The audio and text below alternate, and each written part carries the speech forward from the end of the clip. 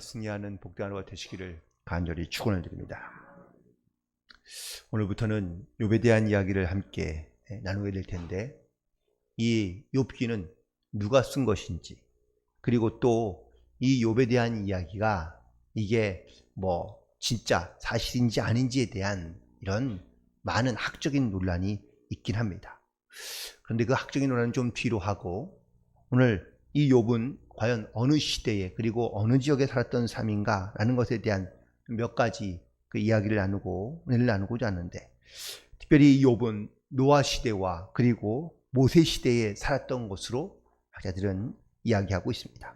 그 짐작하는 몇 가지의 이유가 등장하는데, 첫 번째, 욥기에는 이스라엘 자손들의 출애굽에 대한 이야기, 또 모세의 십계명에 대한 이야기가 전혀 언급되지 않고 있기에, 그래서 아마 이 욥의 이야기는 적어도 출애굽 이후에 나온, 또 그 이후에 쓰여진 그러한 사람은 아니라는 것을 이야기할 수 있습니다. 또한 욥이 아브라함과 같은 족장 시대에 살았던 인물로 여겨지는 것은 욥이 집안에서 제사장의 역할을 함께 다 감당하고 있기 때문이라는 것이죠.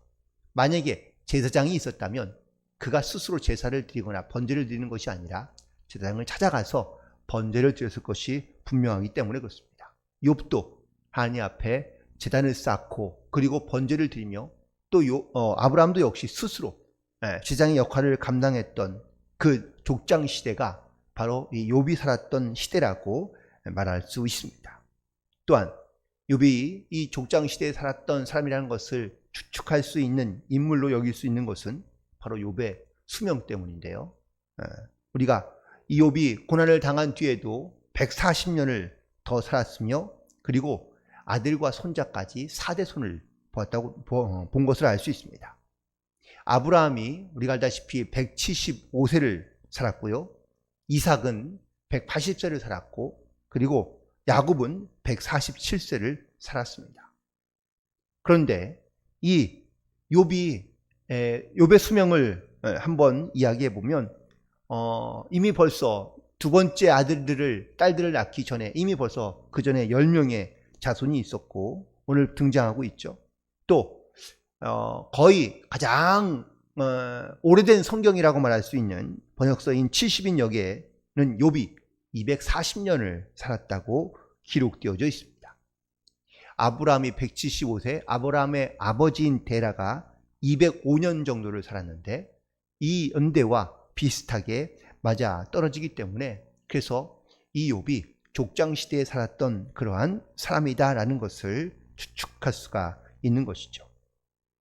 특별히 이 욥이 갖고 있는 가장 중요한 어떠한 주제 구절 중에 하나는 바로 욥기 23장 10절에 있는 말씀인데, 잘 아시는 말씀입니다. 그러나 내가 가는 길을 그가 아시나니 그가 나를 단련하신 후에는 내가 승금같이 되어 나오리라 라는 이 말씀이 아마 이 욥기에 전체적으로 흐르는 가장 주제적인 말씀 중에 하나라고 말할 수 있습니다.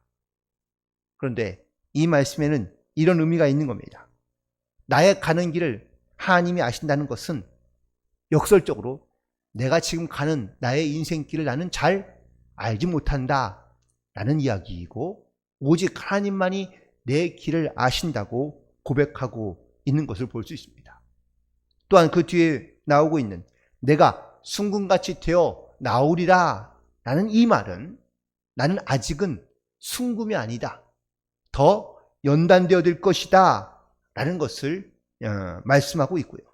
순금이 되어려 한다면 불순물이 반드시 빠져야 하는데, 이 불순물이 빠지도록 끊임없이 연단되고 단련되어야, 그래야 정금 그리고 순금같이 될 수 있다는 것을 말하고 있는 것이죠. 많은 사람들은요, 내 인생에 살아가면서 참 이해할 수 없는 일들 혹은 이해하지 못하는 일들이 사실 내 인생에서 많이 나타나거나 또한 우리 가운데 보여지고 있는 경우가 많습니다. 그런데 하나님께서 우리의 어떤 이러한 인생과 혹은 또 내 인생에 일어나는 많은 일들을, 내가 이해할 수 없는 일들에 대하여 우리가 어떻게 반응하고 또한 어떻게 우리가 고백하고 있느냐, 즉 눈에 보이는 것만이 그 사람의 전부가 아니고 하나님께서 우리 가운데 역사하시고 일하시는 일들이 사실 내가 알지 못하거나 깨닫지 못하는 일들이 있을 수 있지만 하나님은 반드시 우리를 승부와 같이 우리를 단련시키고 연단시켜 하나님의 거룩한 백성을 이 땅 가운데 살게 하기 위하여 우리 가운데 역사하신다는 이 사실을 이 욥기서 전체에서 우리에게 말씀하고 증거하고 있는 줄로 믿습니다. 오늘 특별히 욥에 대한 이야기, 욥에 대한 평가가 1절에서 이렇게 기록되어져 있죠. 우스 땅에 욥이라 불리는 사람이 있었는데 그 사람은 온전하고 정직하여 하나님을 경외하며 악에서 떠난 자라고 고백하고 있습니다. 말씀해 주고 있습니다. 특별히 이 욥이 살았던 지역이 바로 우스라는 지역인데 이 우스가 정확하게 어디인가라는 것은 사실 학자들마다 조금씩은 다릅니다.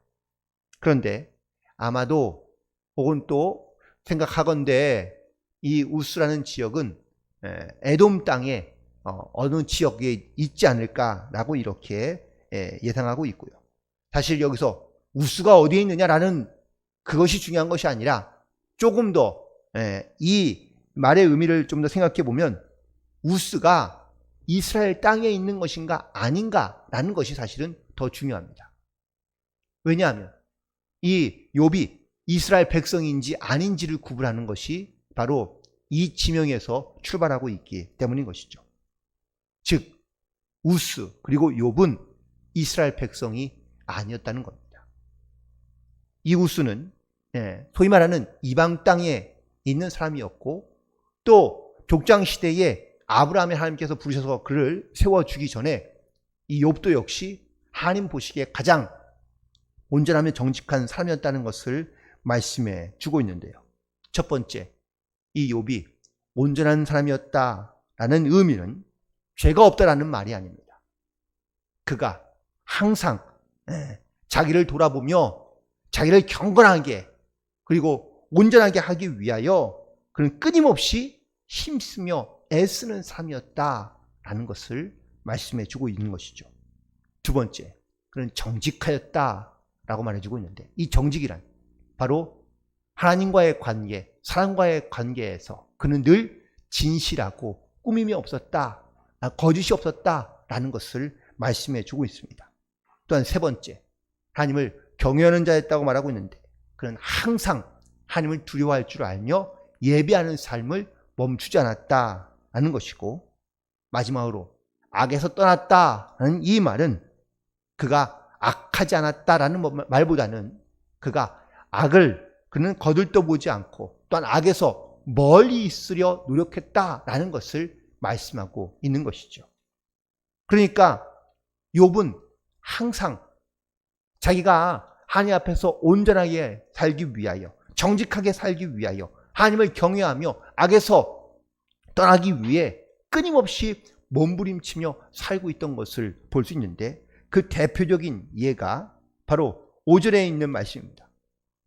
자녀들이 생일날 잔치를 벌이고 난 다음에 이 욥이 어떻게 그 다음날 하고 있습니까?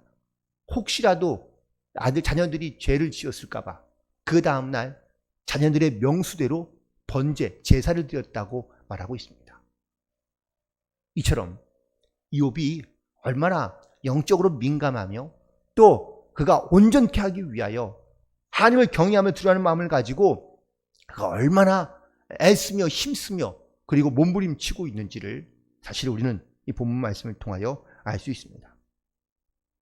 욥을 통하여 깨닫게 되는 것은 이방 사람이라고 해서 혹은 또 하나님을 잘 모르는 이방인들이라고 해서 하나님을 경외하지 않는 것은 아니었다는 것을 깨닫게 됩니다.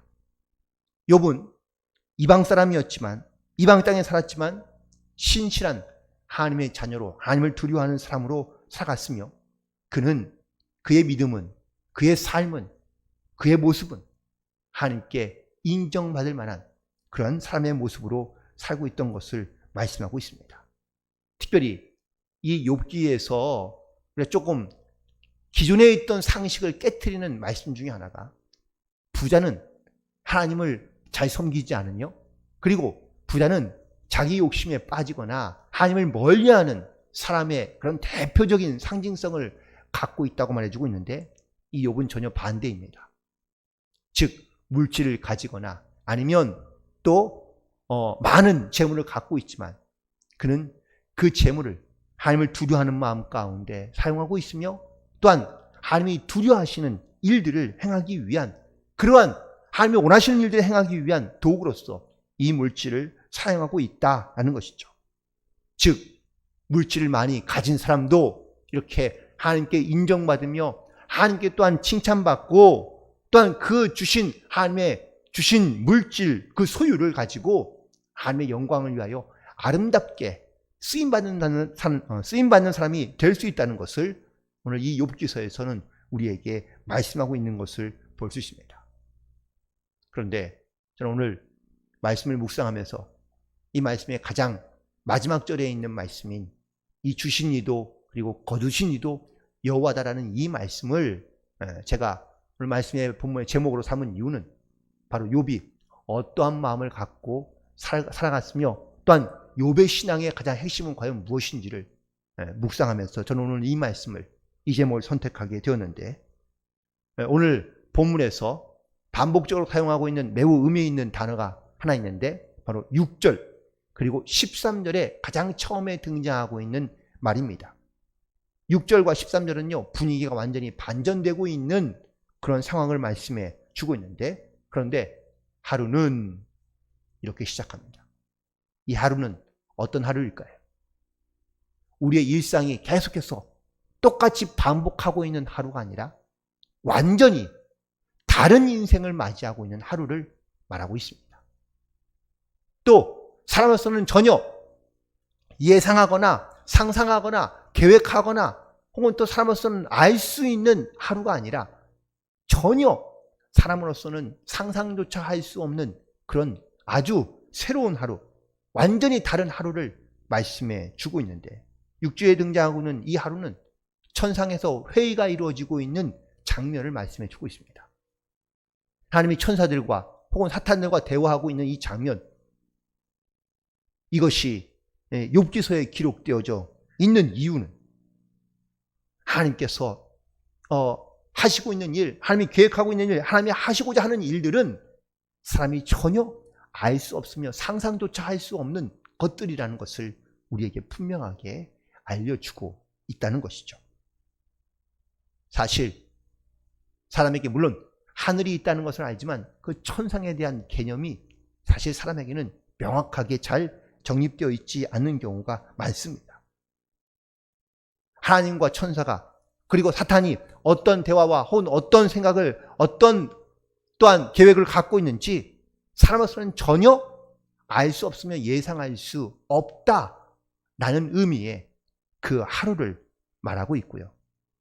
또 두 번째 13절에 등장하고 있는 하루는 이 욥에게 정말 상상할 수 없었던 그런 일들이, 그런 하루가 나타나고 있는 것을 말씀하고 있습니다.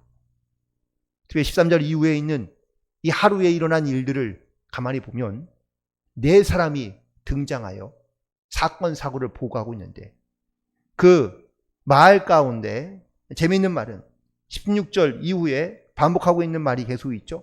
아직 그가 아직 말하는 동안에, 하나의 사건이 일어나면 끝나고 난 다음에 또 다른 사건이 일어나는 것이 아니라 그 사건에 대한 보고가 끝나기도 전에 또 다른 사건이, 또 다른 사건이, 또 다른 사건이, 이렇게 총 4번에 걸쳐서 욥에게 나타나고 있는 것을 보게 됩니다. 일반적으로는 욥에게 일어난 이 사건은 하나만 나타내도 사실은 힘든 일입니다. 어렵고요. 그런데 이렇게 한꺼번에 또 반복적으로 계속해서 큰 일이 일어나게 된다면 과연 그 상황 속에서 버티거나 또한 그것을 이겨낼 수 있는 사람이 과연 얼마나 있을까? 그런데 오늘 욥이 이런 상황 속에서 고백하고 있는 고백, 그 고백 가운데 오늘 본문에 있는 마지막 절에 21절에 있는 이 고백이 그래서 너무나 큰 의미가 있고 또 이 말씀을 읽는 우리 모두에게 큰 도전을 주는 말씀이 아닐까라고 생각합니다. 사실 욥에게 일어난 이 모든 일들은 매우 극단적이고 예외적인 일들입니다. 이런 일이 한꺼번에 일어나는 사람이 과연 얼마나 있을까요? 당시 욥보다 부자가 없었습니다. 욥이 가장 부유한 자였다고 말씀하고 있습니다. 당시 욥처럼 이렇게 온전하고 경건하며 정직하며 하나님의 뜻에서 벗어나지 않는 악에서 떠난 가장 훌륭한 자라고 하나님도 인정할 만한 사람이었습니다. 그런데 하루나 전혀 내가 상상하지 못하고 생각하지 못하며 예상하지 못했던 일들이 어느 날 나에게 갑자기 다가온다면 나는 과연 어떻게 그 일어나는 일들을 반응하며 또한 고백할 수 있을까? 우리 주변에 크고 작고 또 큰 시련을 겪는 사람들이 분명히 있습니다. 그런데 욥만한 시련을 겪은 사람이 과연 있을까? 만약 우리가 욥과 같은 시련을 어느 날 겪게 된다면 과연 나는 어떻게 고백하며 어떻게 나는 내 신앙과 믿음을 하나님 앞에 내어놓을 수 있을까? 그리고 그 과정이 나를 연단시키는 하나님의 계획이라는 것을 내가 과연 인정하고 시인하며 고백할 수 있을까? 생각과 말로는 나도 이렇게 할 수 있지 않을까라고 우리가 생각할 수 있긴 하겠지만 결코 쉽지 않을 것입니다. 욥은 자기의 모든 것, 주신 것도 여호와시며 또한 거두시는 것도 여호와라는 이 믿음의 고백을 가지고 하나님 앞에 나아가고 있는 것을 보게 됩니다. 물론 욥만큼 또한 이 욥의 고백만큼 내가 과연 주님 앞에 나아갈 수 있을지 사실 전혀 자신은 없습니다. 하지만 하나님께서 나를 어떠한 인생의 시련 가운데 과정 속에서 나를 연단해 가시며 또한 나를 단련해 가시는 하나님의 분명하신 뜻이 있다는 이 사실을 오늘 다시 한번 깨닫고 결단하며 무엇보다 욥이 온전하고 정직하며 또 하나님을 경외하며 악에서 떠난 자였다는 이 자기의 삶에서 날마다 하나님을 향해 몸부림치며 나아갔던 이 욥의 모습과 또한 이 욥의 결단을 본받고 오늘도 이렇게 주님 앞에서 온전하며 정직하고 악에서 떠나며 하나님을 경외함으로 하나님과 늘 동행하며 또한 나에게 주실 때도 있지만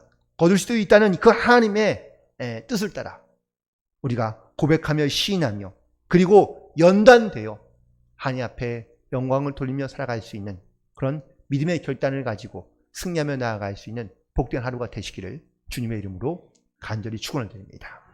기도하시겠습니다.